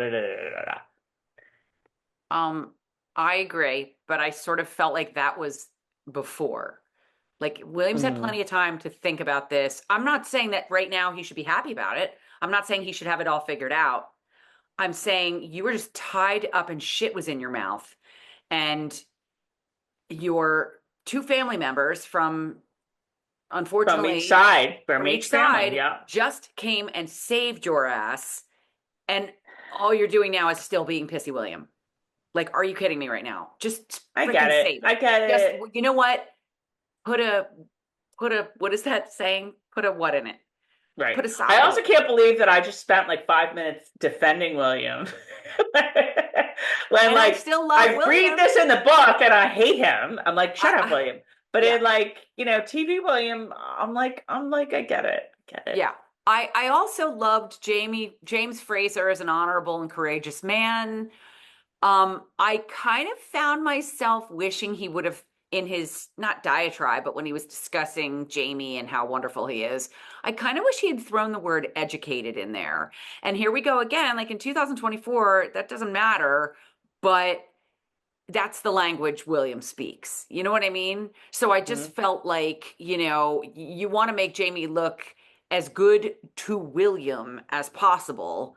You know, he's this, he's that. You know, I don't know how much, not that William's not going to care that he's honorable and courageous, but I don't know. I felt like that would have, but he kind of followed it up with some more about his experience and blah, blah. Um, I don't know. So that is really what I've wished, and they can only do so much in a scene. So are we moving on to Roger and getting to Lollybrock with Buck on the horses Yep. and sending their little letters because it's letter writing day? I just thought it was hilarious because like, you know, they get there and Brian's like, "Hey, what's up?" Like, didn't think we see you again. And then he's just like must have just set them up with like whiskey and like, "Here's free reign of my study, Yeah. guys. Yeah, oh Have yeah. at it." Because like, where does he go? Like Brian disappears. Like, I'ma do you stay ever out like here invite and people in? Like, shovel hay. here's all my whiskey. Yeah. Here's my study that I keep all of my private documents. But like, just do whatever you want in there. Right. Right, Like exactly. it was Yeah. kind of hilarious. I'm going to stay outside and work. You two do whatever you want. I know, it was pretty funny. Uh, Um, Absolutely loved it. Anytime they bring in, I keep wanting to say The Notebook. What's the movie with Sandra Bullock with the mailbox and putting the letters in? I think it might oh, have I been know what you Keanu mean. Reeves. I can't think of the name of it, but I know I what you thought they mean. were I thought they were channeling that a little bit. Absolutely loved though that they did that, but it was really, this is one of those things that should bother me, but it didn't at all. Like just that he put it in the drawer, and then Where she's there was like, nothing else in the drawer. yeah, nothing else in the drawer. And many, many things and centuries have happened in between this moment and that. But, she pulls the book of her father's book off of it, blah, blah, blah, goes in, and boom, boom, All right, there it I is. gotta interject this because I gotta say how it goes down in the book because it's not like okay, let me just open this drawer, put it Right. in, like close Right. the drawer. Like I 200 thought he years was later, gonna Bree's like, I oh I look, thought he it's a was letter gonna that I never noticed. yeah, I thought he was Um, gonna hide it somewhere. And then I started thinking to myself, hey, did they have like some kind of deal? Like, all right, if you need to tell me something, but no, she didn't know he was gonna be right. killed. So okay, like the way it goes down in the book is that there's a secret drawer. First of all, the desk is like enormous. That like that's the reason why like it's still there 200 years later is because it's too big to move. And can I interrupt you for a quick second? Did you know she was taking her bad hair back to Lollybrook? I thought she left because of the men in her house. She did. Well, oh, oh yeah, I didn't even think of that. Now she's I didn't just think. Well, no, I mean that's why it makes more sense in the book because so there's a fake. Roger knows that there's a fake drawer in this desk because the desk is there at Lollybrook still. He puts it in the fake drawer. Bree never finds it. Bree, like, I mean, it's not a secret that like they're coming back to they're intending to come back to the past. So Bree, like however that goes down in the books, there's a tenant at Lollybrook. The tenant takes apart the desk because they want to move it or it's too big or whatever. In the taking apart of the desk, they find this letter that Roger put in there 200 years previously. Wherever Bree is staying, like the letter gets sent to her there. So it's not like she's just like, well, yeah, because that is actually a really good question. Like, she went back to Lollybrook. She was like just puttering around in there. puttering and perusing I the didn't even think of that till shelves. just now. Yes. So I I was didn't like, think of that till just now. That's funny. No, it does not go down that way in the books. And you're right, it makes no sense at all the way it comes down. It goes down here. Um, but I did like of all of this that like they make a little plan where they already know that like Brian's gonna be all like, oh, I'll send this letter. I'll send the letter for you, Roger. Like okay, and Roger's be like, okay, can you send it to like Bree, care of Lollybrock, care of 1980? No, it's not gonna work. So I guess they had told Brian that they were going to write a letter, but Buck writes the letter to Gilas, and it's just like, "Hey, thanks for doing me the solid of like helping me when I was really sick or whatever." And that's the letter they're going to give to Brian to send. And Roger's letter gets put in the desk. right. Which So it's also like that was very smart thinking on their part. which also sort of satisfied the whole, because didn't Jamie and Claire do well, she got the letters. Never mind. Bree got the letters. Oh, I'm so confused. All right. Fanny comes running up at William in the British camp. Tells William they took Jane away. This kid is the best friggin' actress. I'm She's watching so this good. and I'm like, oh my God. Fanny is real. She's really good. She's really good. Oh Um, my God. I would at this point is where I noticed just like how cold it is there. Like Yeah. you can see Rudy's breath. And one thing that's interesting that you probably know from knowing about the Battle of Monmouth is that the Battle of Monmouth took Was place it in like June? June, June. And and it was hot AF it there. was so horrifically hot that they were losing soldiers left and right because they wore wool.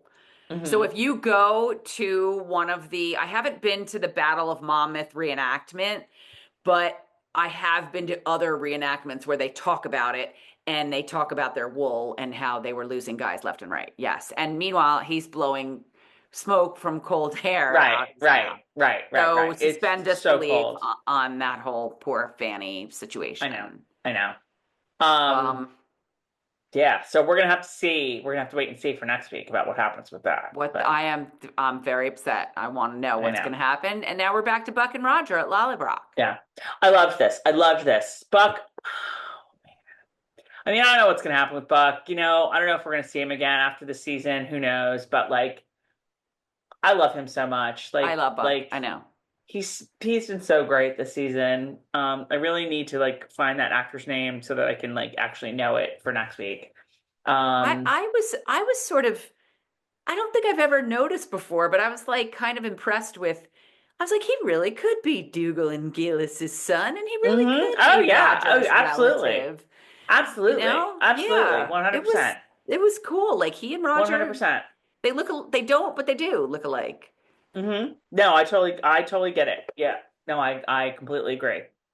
And this Um, was the nice little family conversation that we yeah, this had. is like he just tells about Morag and how she really liked Donald so and so, and he kind of like sort of underhandedly won her, I guess. But now he feels kind of bad, so he's like, I don't know, I'm gonna go back, and she's probably thinks I'm dead. And offers himself up to go I bat for know, Bree. I I know, mean, I know. that I was like, wow, that and once again, it's one of those things that I'm like bowled over and I'm like, wait, it's happened in the books. Like, I can't remember.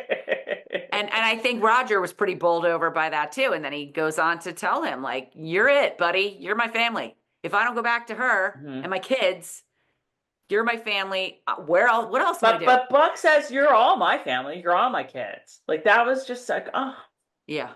Yes. so great. It was so Yep. great. Oh, Bree with the kids at the Stones. Say What? the Von Trapp children. They're like, it's all right. That's all right, Georg. We can cross those mountains on foot. Oh my God. I just kept thinking, like, think of Daddy, not the Stay Puft Marshmallow Man.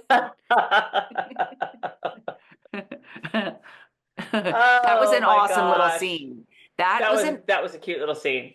That was a cute little scene. And I sort of was like, wow, kind of wondering, like, wow, why they put that here? But that was it. I mean, I Okay. hope Mandy knows what she's doing when she's like, I mean, it was like a mom running after a kid at the mall. Like, I get know, I know. So we will see. Next week is going to be so good, guys. Oh my So God, good. so good. Back at the Monmouth battlefield. Oh, I said I can't believe Claire is there. She is right back outside. She just saved the Hmm. guy with a straw in his lung. But Claire, you get back down to steerage. I Right. mean, Okay. the talent that's being wasted is insane. This is where I thought of Tom because Tom would have a field day with what happens here, which is that I'm gonna say what happens here, which is like the enemy's heading this way and we're all skating. Like everyone out, out, out, out. And Rachel and Denzel are like off they go, and Captain Chauvinist is like, You Claire, delicate you woman. need to leave now. Yes, yes. And what He's does all Claire worried and say? concerned for Claire now. What does Claire say? Why? Why? Why? Because he has to keep her safe. No, but what does Claire say? Everyone is evacuating. They are like they have to evacuate. What does Claire say? Because Tom would have been like, I left you. She causes so much trouble. She doesn't do what she's told.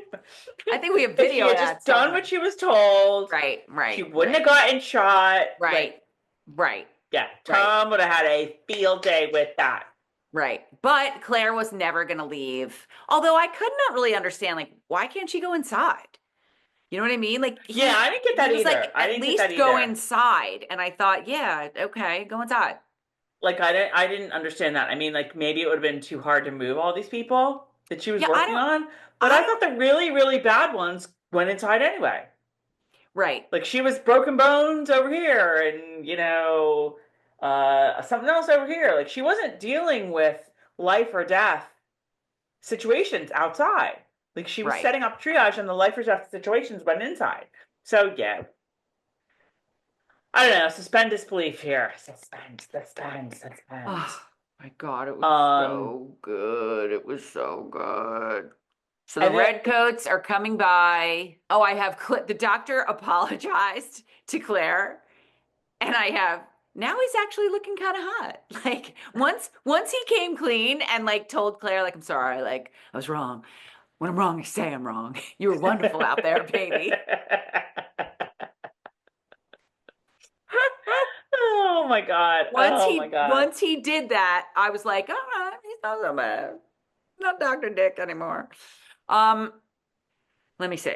Yeah, and it was kind of amusing that all of a sudden he's her bestie and like calling her doctor, but whatever. It's all this like in our It's a lot. cutting. Like She's everyone's got to talk, evacuate. No, not yeah, evacuating. It's good, she's good. Okay, yeah. and she's talking to one of the soldiers and fixing him, and Oh, that's he's Bixby. Lieutenant Bixby shows up, and Lieutenant Bixby is like, yeah, "Yeah, they kicked out generally because he sucks." And he had like some sort of like little thingy on his face, yes, whatever. And yes, again, or like Claire, you're not gonna like stay outside to fix Lieutenant Bixby and his little like forehead wound. Like, come on, whatever. Like that's where she was being like a douche. I mean, I'm sorry. Go inside. Go inside. so you really felt that way that she should go inside, I mean, I do. I was like, why are you at least go inside and like there's a reason to wait it out here, right? especially since like Dr. Chauvinist likes you now. Right. And I'm sorry because I'm probably all over the place as well as far as the chain of events because I know she was told that Lee um left. He was telling all his dudes to retreat and Washington was pissed. And then Washington sort of was like, "Forget you. I want Jamie." Yes, Jamie is great. Like GW's like GW's like Jamie So somebody comes along and tells Jamie that the redcoats are marching toward the past church, toward the past the church, church, past the church, um, around the church. Yeah. around But the they're church not, we but they're go. not, but they're retreating. They're not, it's not like They're they're going to retreating, and take the church. I have something to say about that as well. The little when we get a little bit further. So Claire is outside the church.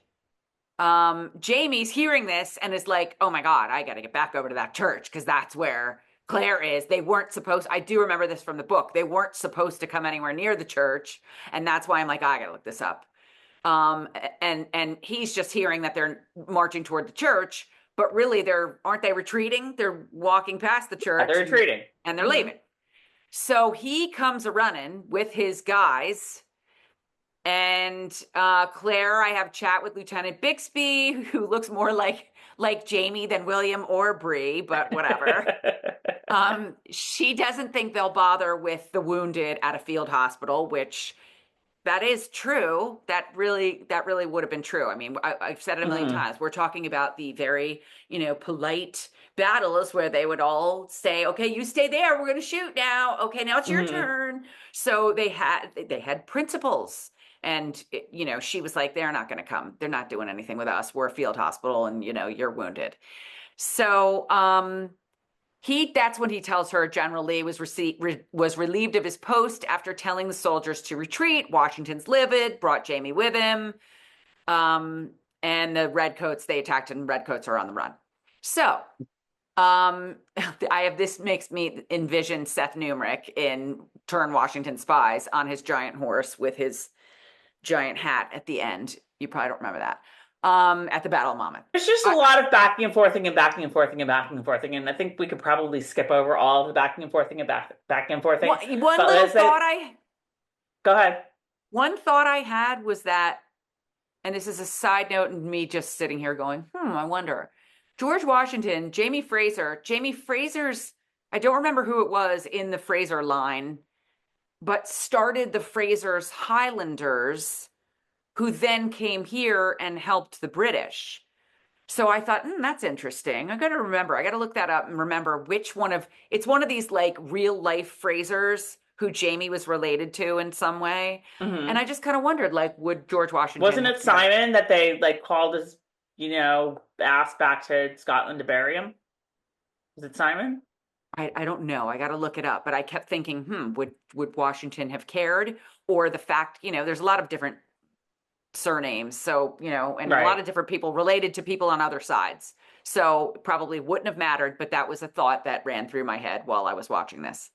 And then we have Jamie running back to the church with his men, sees it in the distance, and they're headed toward the church, and they see the redcoats marching past it. Jamie sees Claire, and all of a sudden it was the Continental soldiers who they showed at least doing the yelling. They were kind of like yelling, obnoxious, whatever. Yeah, get out of here, lobsterbacks, whatever they were yelling. And that's what started the whole back and Right. forth. Right. Somebody yelled, somebody else yelled, yeah, yeah, yeah, you think Like that's what? Yeah, yeah, it was really the British leaving, Jamie and his guys coming in, but they saw each other and blah blah blah blah blah. One thing leads to another. Boom. Yeah, Down goes Claire. down goes Um, Claire. and here I think Sam Hewen is just like, yeah, I got it from here, folks. Because it's all Sam Hewen. I was just like, oh my God, Jamie's face. Jamie's face. When she gets shot. Jamie's face. I mean, insane. I'm skipping over a lot of notes that I have here. I mean, a lot of this is like, yeah, a lot of this is like boom, boom, boom, boom, boom. They take her in the church. Right. Doctor Chauvinist. I'm not even gonna call him doctor. Nothing he can do. All I kept thinking to myself was, get Denzel! Get Denzel! Like, I know. Get this guy out of here. I know. Because he's like, oh yeah, there's like lots of blood there. I can't do anything. Sorry. Bye. The curse, and I read this part in the books, and I wrote it down because it's like literally like God's blood is like last week. This week, the curse of the day is may the devil eat your soul and salt it well first. That's the curse because God's blood, yada yada. It's like the British, very concise, very precise, very proper. Then they got the Scots, and they're like, "May the devil eat your soul and salt it well first." So good, so good. I mean, awesome old. So what did you think about the messenger who was like, okay, yeah, this is like really interesting, and I'm not sure what's going on here, but generally needs you. He needs you to attend him.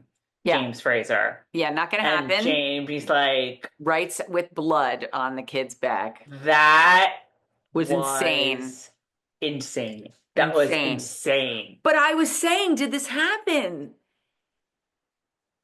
Well, no, because Jamie's not real. Oh, you're a wise guy. I don't mean in real life. I mean in the books.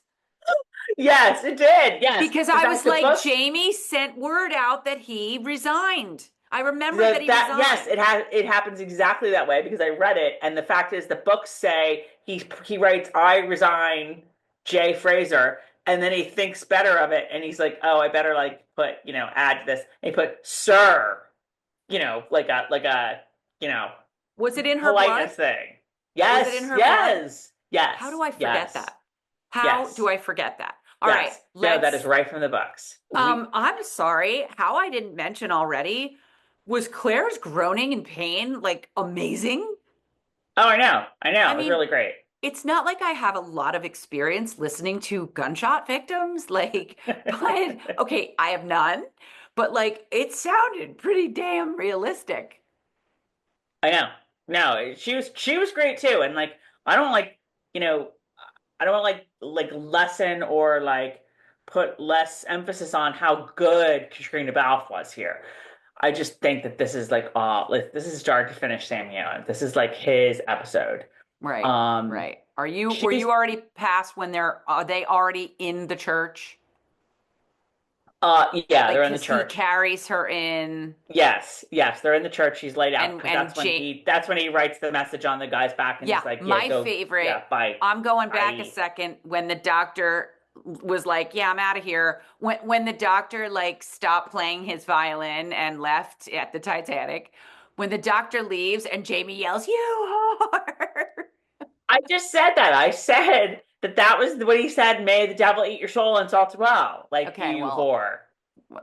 I just You glommed onto the you whore part, yes, and I glommed onto the yes, salting part. yes, yes, exactly. Um, Funny. uh, That's kind of amusing that that's the way that yes. happened. In all of this, though, the sepia Jamie Claire come up again, and this is where I'm going Yes. with like this. Like I don't know that this really happens except for the Claire's mind, because at that part they're like the stars will not burn out, nor will we, and he says that later. Like he says that like towards the very end.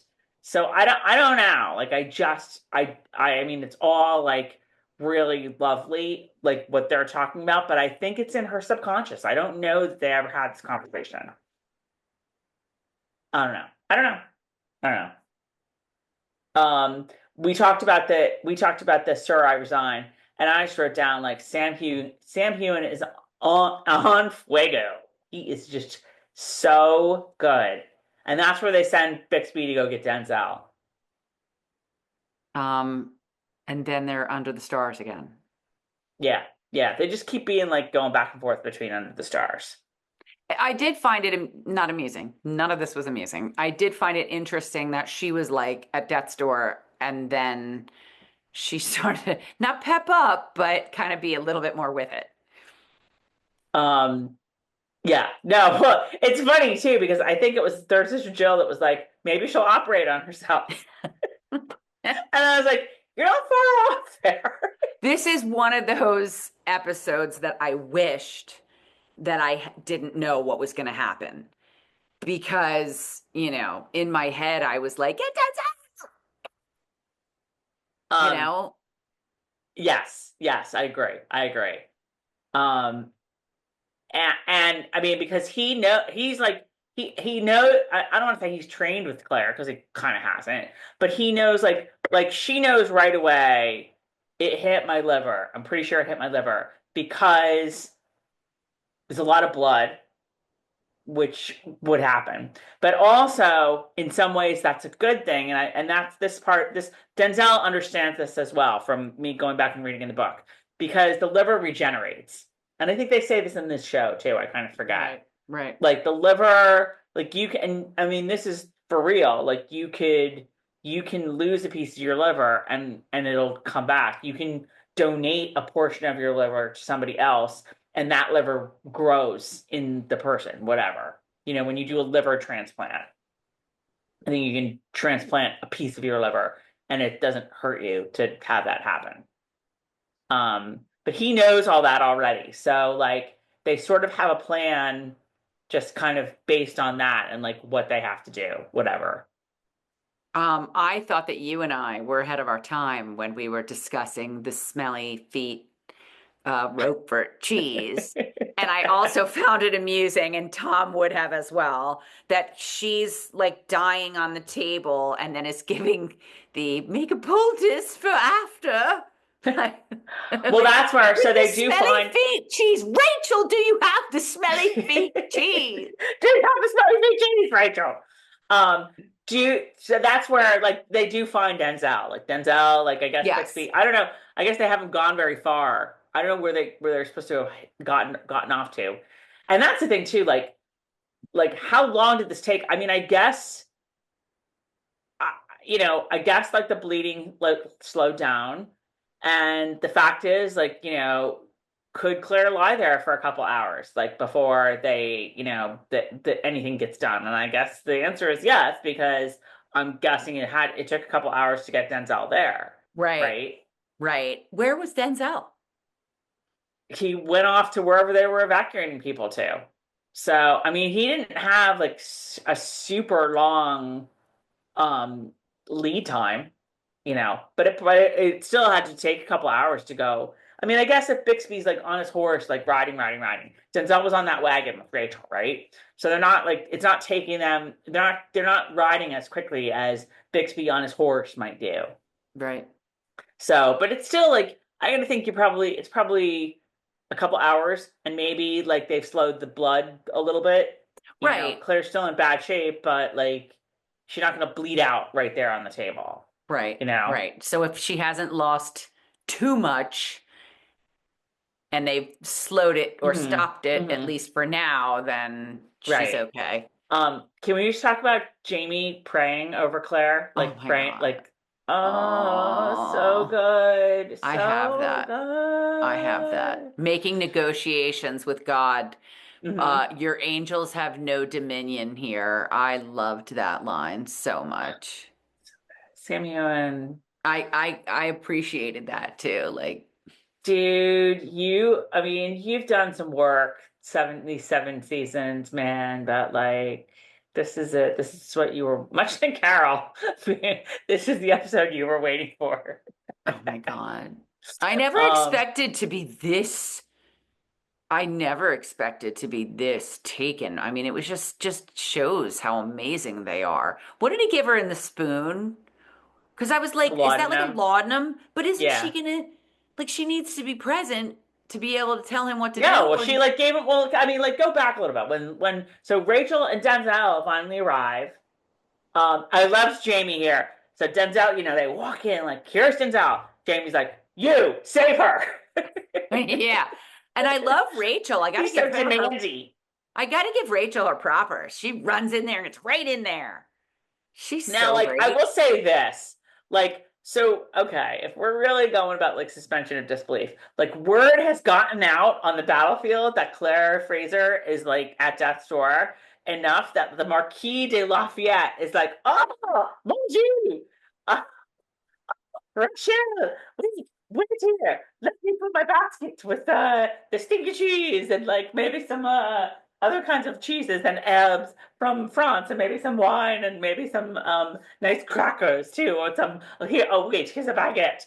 Like like how much time has gone by for like all of this to go down? I don't know. Like I is don't think I know what you're talking about. Did I miss something? so now like okay they get Denzel and Rachel right. And Rachel's like, oh yeah, the Marquis de Lafayette like gave me like he heard about like what happened to Claire and like gave me gave me this big basket of stuff I like whatever like totally missed her that's what I'm mention talking him. about. I just know the stinky feet cheese, and it was No, like make a poultice.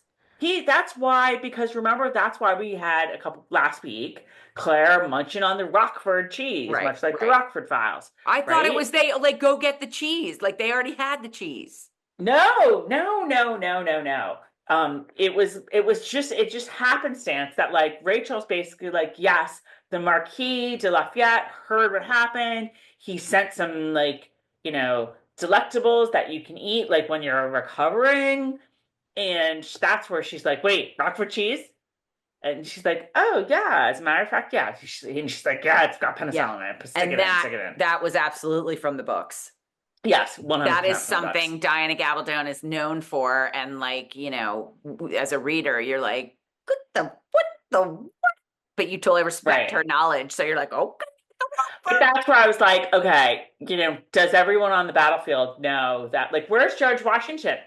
Like, why isn't he there? He's Holding the stem of blood here. Like, where did he go? If the Marquis de Lafayette has had time to learn about Claire, express his bring her stinky condolences, feet and put cheese. together and put Yeah. together a nice little catered lunch. Where's GW? Like, Oh, come on. GW doesn't have time for that. Come on now. He's back there reeling at the resignation. Um, I also found it very interesting because you don't really see Claire wearing a mask a lot, and yet Denzel and Rachel are both masked up Yeah. for the surgery for the operation that they need to do. And yeah, you don't. I mean, I don't think you see Claire. Claire doesn't really usually do like scrubs, mask up, whatever. So I think it depends on the surgery and it depends on how dire it is. And Um, because I was thinking that too, your hands aren't exactly clean either, but they say the mouth has like so many germs. I guess, and they've got, I don't know if they have alcohol or whatever. I hope the Marquis de Lafayette threw in a couple of bottles of like, some port or something like with like Yeah. some Yeah. high alcohol content. Yeah. Um, and then yeah, like yes, oh, I when Jamie like, what can I do or whatever, and Denzel was just like pray. Yeah. I had to say that I loved when it went to black. I was on the edge of my seat, so I was like, but then they had the sky and the stars, and that one star was bright. Mm-hmm. Oh, Mm-hmm. I loved Just it what so they've been much. looking at this whole time. It's like sepia, Jamie, and Claire, like looking at those stars. Um, And that's what you do. And that's what you do. And then you hear Fievel. Somewhere out there. I Beneath barely remember the that. pale moonlight. That was it. That's That all she was wrote. it. That's all she wrote. All right, everyone, let us know what you think. Let us know. Although I'm laughing because I'm like, this already happened. Everybody's already watched it. I know. And like, well, we'll have this out. I think we'll have it out tomorrow. Um, yeah. Do you agree Sam Heughan is the star of this episode? Or would you say Claire? I Or would you say mean, Lord John? Or would you say William?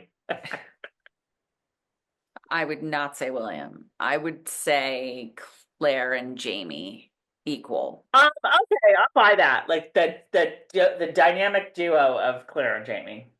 Oh, and Buck too. And Buck.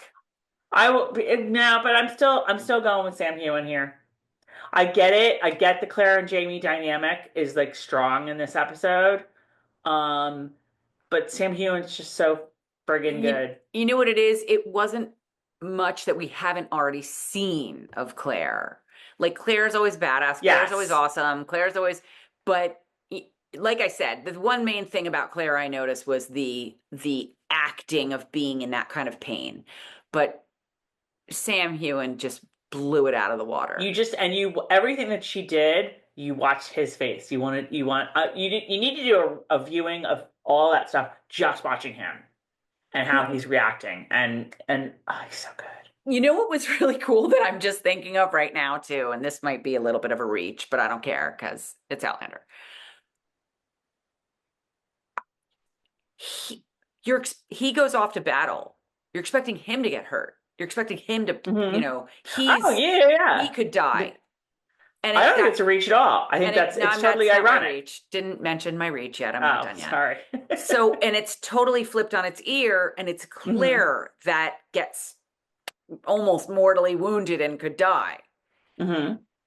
And then I just somehow, the reaches that I somehow started, it just brought my mind back to the original Outlander and how he was the virgin and not her. Like, that's where my Right. mind goes. Right. But no, I mean that Diana does that a lot. Like he's the virgin and she's not. Yes, yes, He's the yes. one at the Abbey at the end of Outlander. That's like, he's the damsel in distress and she has to save him at the end. Yeah, I like it. Yeah, I mean she totally does save him. She saves him from Wentworth, you know? Yeah, it was very much like that. It was very much on its ear like that. I'm trying to sit up with. All right, you guys. This was probably was it well, this was your favorite episode of the season. It was my favorite episode of the season. Isn't that weird? I feel like the last one and the one before, but this is so good too. Like they're just this season, this back half of the season is so good. This is like maybe the best 8 episodes that we've had in the series. I don't know. I don't know. Tell us what you think. Just riveting. I thought forgot it was just going to be me because of the Revolutionary War. So that's interesting. no. That People you are think the like, same I thing. mean, that's the general consensus online is like this is the best episode of the season and possibly ever of the series. I'm not the only one that said that. I feel like other people have said that. And what's also interesting is like we haven't gotten a big battle scene. Like that's the other interesting thing. There are scenes in the book on the battlefield. We see the battle. We don't see any of it on the show. That is true, and I'm glad too, because I don't need any more, but uh, everything in this episode was, oh my God, you didn't think it'd get any better. Every scene was good. Every scene had had a hold of you. You know what I mean? I'm sorry, but Lord John and Ian coming through those woods. Oh, I forgot about that. Yeah. Because usually, Yeah, I'm gonna this be one honest, was really I'm gonna go good. there. I'm gonna go there. I'm sorry, Richard, but every time like you're watching and they get to a scene with like, you know, Buck and Roger, whatever, not in this episode. I'm not saying they're not interesting, and some of them are really interesting. In fact, one week I was like, oh, thank God it's Buck and Roger. But sometimes when you're really in the moment with like Jamie and Claire, and then it's Buck and Roger, and you're like, oh, all right, all right.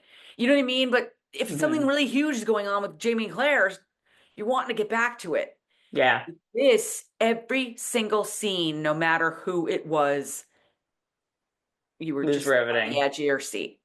That's all I got to say about that. That's all. You guys, all right. We forgot to remind you all to follow us on YouTube. Subscribe to the YouTube channel. Hit the little subscribe button. Subscribe to all the other stuff. You guys, this is our goal. We have one more episode. In fact, I'm gonna wait. I have to like switch over here. Hold on. Okay, you guys. We're at 974 followers on Instagram. See, there it is. Look, there it is, right? Get us to 1,000 before the end of the season. Call your friends. Challenge accepted.